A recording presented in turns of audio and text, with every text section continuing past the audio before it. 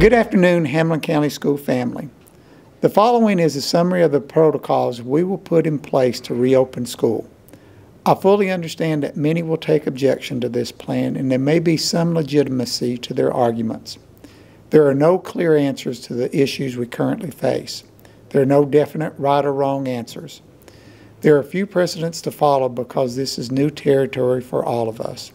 However, standing still is simply not an option. Please review the attached plan, and we will give parents in our community an opportunity to voice concerns later. It is important to note that we may need to make some modifications to this plan after our community has had an opportunity to review and comment. The most efficient way to provide comments at this point is to email Ms. Webb at webk@hcboe.net. Number 1. We will open school on July the 31st and will follow the calendar adopted by the Board of Education. There may need to be modifications to this calendar, but we will follow it for now. Number 2, we will strongly recommend the use of face masks, but we will not require them. Students will not be excluded from school if they do not have a face mask. We will have face masks available for students and staff use, but they will not be mandatory. We have struggled with this issue, but we believe it is highly impractical to think that we could supply over 10,000 masks a day. It is also unfeasible to think that we could force kindergarten students to keep their mask on during the entire school day. In addition, various studies have indicated that many of our younger children may not use their mask properly, which significantly reduces their effectiveness. We will help facilitate the wearing of masks for any staff members or interested student, but they will not be mandatory as we reopen school. Number 3, we will provide transportation as we've done in the past with our regular routes. We cannot purchase additional buses to decrease the number of students on a bus and could not find additional drivers even if we did have additional buses.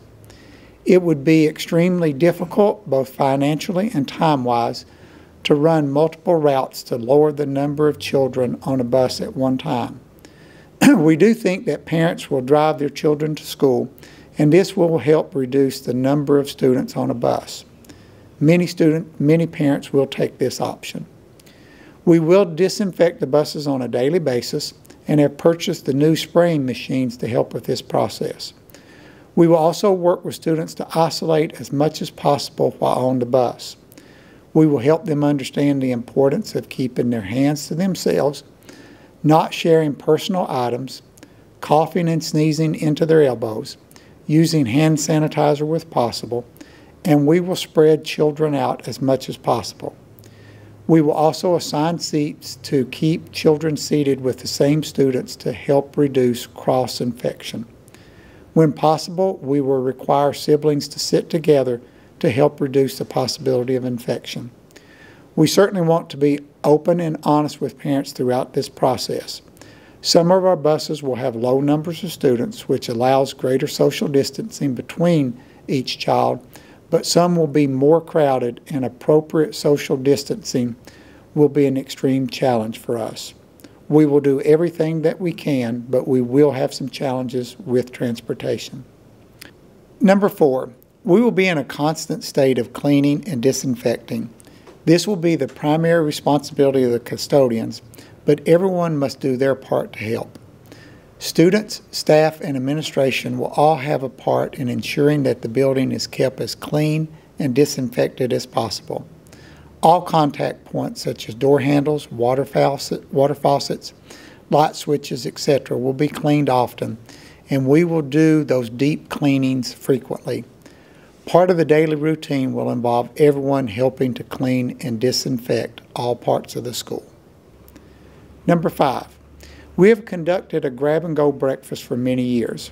We will continue this process in which students will grab a pre-packaged breakfast and return to the hallway or classroom to eat. They will not be seated together in the dining hall. We will conduct a similar process for lunch. Meals will be pre-packaged, and students will return to the classroom to eat or go outside. A smaller percentage of students can eat in the dining halls to prevent everyone from having to go back to the classrooms or into the hallways. However, we will not have a full dining hall, and we will reduce the number of students to 1/3 of the total capacity of that particular room. It is our hope to get students spread out as much as we possibly can during lunch. Number 6, we will disperse students throughout the building and outside during the start and end of school to prevent large groups of students from gathering in one place. We will not allow large number of students to populate any one area. We will place space in between lockers when possible to prevent students from being so close together during transitional periods. We will create alternating dismissal times between classes, which may help to reduce the number of students in the hallway at any one time during class changes. We will not have large assemblies and pep rallies in which all students are placed together into one area. We may have smaller assemblies and pep rallies in which students can participate in the fun activities, but we will not have all students together at one time in a confined area. Again, we will do all that we can to keep students separated. Number 7, it will be an extreme challenge for us to take the temperature of all 10,500 students daily, but we're going to make the effort. We will train a few older students on each morning bus route to assist the driver in taking the temperature of each child coming onto the bus. We cannot expect the driver to do this because he or she will be focused on driving the bus and ensuring that all students are loaded without incident. Middle and high school students with a temperature exceeding 100 degrees will be asked to exit the bus and return back home. The driver will alert the school, and school officials will notify parents that the child is not in school. Elementary students with a temperature exceeding 100 degrees will be asked to exit the bus if we can be assured that a parent is home to take charge of that student. The student will be isolated on the bus and taken to school, and then isolated at school if we cannot contact a parent at the bus stop. In this case, school officials will isolate the child at school and contact parents to come to school and pick that child up. Students driving to school and having parents bring them will also be checked before entering the building. Students with a temperature exceeding 100 degrees will not be allowed into the building and will be asked to return home. Students with a temperature exceeding 100 degrees during the school day will be isolated and parents will be contacted. We will ask those parents to come to school and pick up their child. In addition, we're asking all parents to purchase a thermometer and take their child's temperature each morning before sending them to the bus stop or to school. Having children come to school with a fever will only cause a number of problems for everyone. So we are encouraging every parent to check their child's temperature before sending them to school. Number 8, we will limit the number of visitors into our schools to decrease the amount of outside interaction as much as possible. It is our hope that parents and visitors can conduct as much business as possible over the phone or email to reduce physical trips to school. This may also include some of our volunteers who have helped with certain programs in the past. Principals will talk with all their volunteers and determine which groups are essential and should be allowed into the school. We love to have our community active in our schools, but now may not be the best time for this type of physical interaction. This will help to keep our students safe and then also keep our volunteers safe. In addition, we will not allow parents to bring in homemade items for the entire class, such as cupcakes for birthday parties or other special events. We will allow parents to bring in prepackaged items which are sealed from the store. This will be another safety feature that we will hope will keep everyone safer. Number 9, we will make a significant effort to keep large groups of students isolated and not allow them to intermingle during the day. This will be much easier at the elementary level, a little more difficult at the middle school level, and virtually impossible at the high school level. We will attempt to schedule homogeneous grouping throughout the day to eliminate the potential for cross-infection when possible. We will also attempt to keep students in one room and have teachers rotate to them to eliminate some of the potential for infection when possible. Again, this will be a little bit more difficult at the high school level. It would also be our plan to help limit the number of teachers who travel from one school to the other. We want to keep staff and students isolated as much as possible. Number 10, we will emphasize the need for personal hygiene and give students multiple opportunities for hand washing and use of sanitizers. We will utilize explicit instruction to teach students about the fundamental essentials of taking responsibility to limit the spread of the virus. We will take sufficient time at the beginning of each school day to teach these personal hygiene practices. Number 11, we will attempt to limit classroom numbers to 15 students per classroom at the start of the year. We may be forced to repurpose some of our specialty teachers, teacher assistants, support staff, and others to help lower these classroom numbers. We may gradually increase this number if health conditions allow, but at the very beginning of school, we will target 15 students.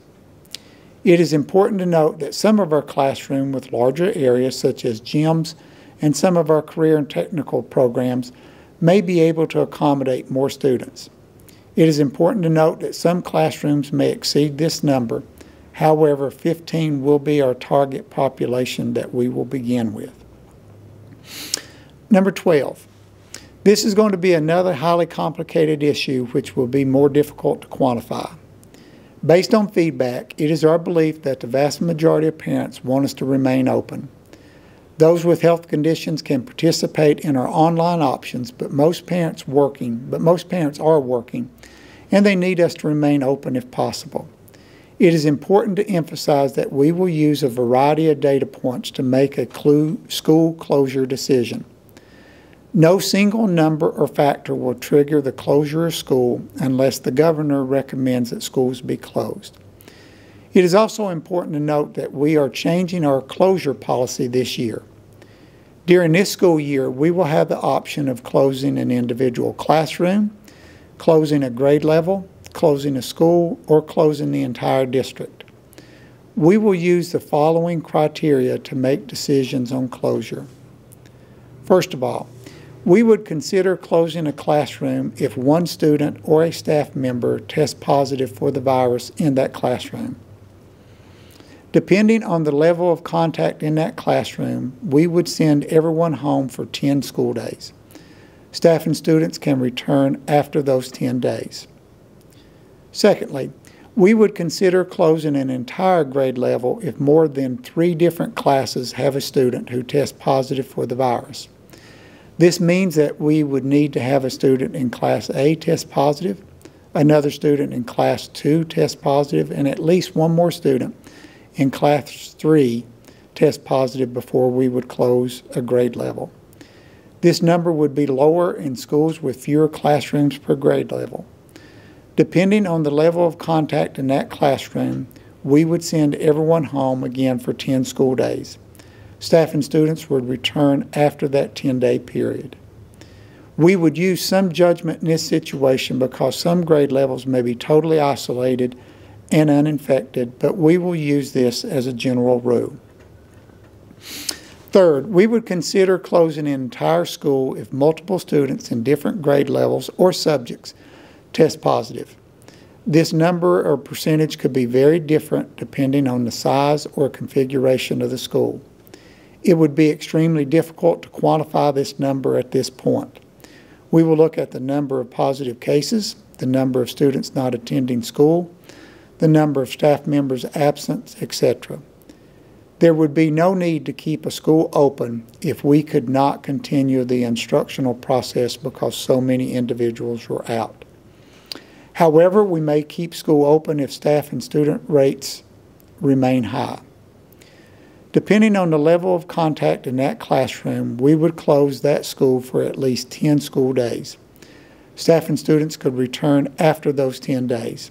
Again, we would be required to use some judgment in this situation because some grade levels may be totally isolated, as mentioned before, but we will use these numbers as a general rule.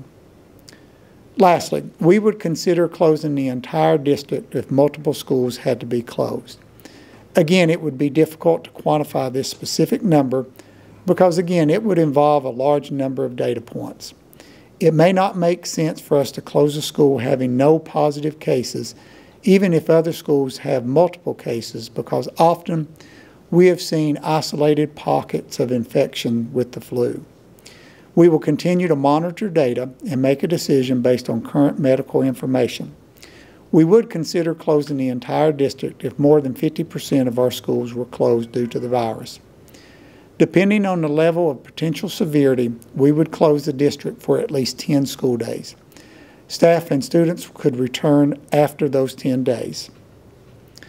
We would also switch to online instruction if we were forced to close a class, grade level, school, or district. We would continue the online instruction until we could reopen school. Also, we will not make the decision to close or open school in isolation. We will be in constant contact with the medical providers, the health department, and local governmental officials. We may be required to close school even if we do not see positive cases within the school if the infection rate dramatically increases throughout the community. Again, we are committed to safety and will be in contact with a number of individuals to ensure safety. Number 13, at this point we are conducting summer athletic practices and conditioning with the intent of playing fall sports this year. It is our belief we can conduct these athletic events in a relatively safe manner if conditions do not deteriorate significantly. Without question, we will need to make some modifications to the games, but we have plans to play this fall. We are waiting on guidance from TSSAA on the specifics of how we will participate in athletic events this fall. We will also await guidance and monitor our own health data to determine how many individuals that will be allowed into the stadiums and gyms to watch the games. During summer practicing and conditioning, we are observing a very strict set of guidelines to ensure safety. We will cancel student conditioning for 2 weeks for any sports that have an athlete testing positive for the virus on that team. It may be possible to have the team practice if a person testing positive was isolated from the rest of the group. For example, it may be possible to send home only the linemen if the groups were isolated during practice. Running backs, receivers, and quarterbacks could have had limited contact with that infected lineman, and they could continue practicing under some condition. Coaches will consult with the administration when making these decisions. We will ask athletes who are symptomatic to stay home. We will also ask athletes to stay home for 10 days if they have a family member who are symptomatic or who test positive. Number 14, we will discourage the use of water fountains for individual drinking. Students will be encouraged to bring a clear water bottle to school, which they can fill at the fountains if necessary. This will help to prevent students from placing their mouths actually near the water supply. 15. We will notify parents when we have a student or staff member test positive within a school. Of course, we would never release a name, but we will let our parents know that we've had a positive case in the school. We would do this on a school basis. For example, we would notify all parents at East Ridge if a student tested positive at East Ridge, but we would not notify the rest of the district. We would also maintain an open and transparent record of all identified cases on our website so parents can look at our website and remain informed if you want all of that information. We would also notify parents if a child was riding the bus and tested positive. We ask each community member to review this plan and to offer feedback. We will make the necessary modifications and finalize the plan soon so that we can start school at the end of July. We do appreciate all the comments and suggestions. I've heard a common expression articulated to me over the last several weeks, which is basically summarized as, "I would hate to be in your position right now." It is difficult to be in any leadership position during this time. However, we cannot be paralyzed by fear, which results in no action. This will not benefit our students or our community. We will make these difficult decisions and do everything within our power to ensure that we provide a safe environment for our staff and students. Certainly do appreciate your attention to this long broadcast. Please take care, and we will continue to keep you updated throughout the summer. Thank you.